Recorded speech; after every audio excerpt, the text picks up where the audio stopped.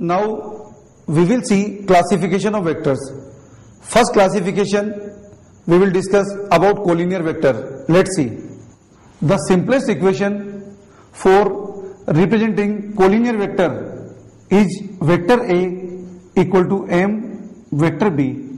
Here m is a number which can be positive or negative. This may be integer or in fraction. This is collinear vector.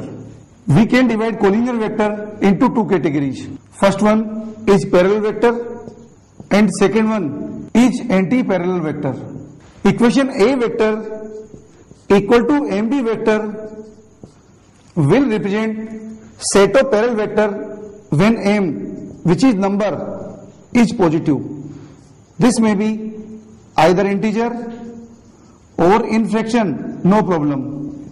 But value of m should not be 0, should not be negative, should not be imaginary.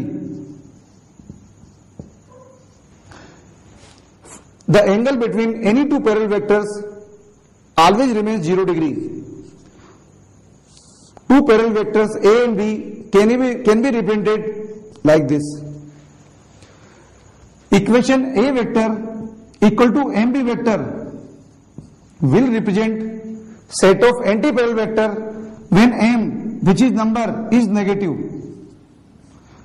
This may be integer or in fraction, but here m should not be 0, should not be positive, should not be imaginary. The angle between any two anti-parallel vector remains equal to 180 degree. The simple representation for two anti-parallel vector is like here. This is vector A, this is vector B. Vector A and vector B in this figure is showing anti-parallel vectors. Once again, we can divide parallel vector into equal vector. Equation A vector equal to MB vector will represent set of equal vectors when m will be only plus 1. Like here, vector A and vector B will be equal vectors when their direction and magnitudes are same. So here we can write vector A is equal to vector B. We can again classify anti-parallel vector into one more category, that is opposite vector or negative of a vector.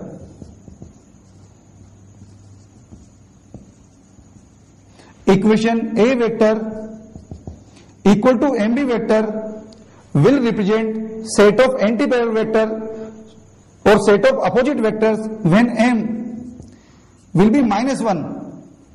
Just see here, vector A, vector B. When two vectors are having same magnitude and opposite in direction, will represent set of opposite vectors. Here we can write A vector equal to minus B vector.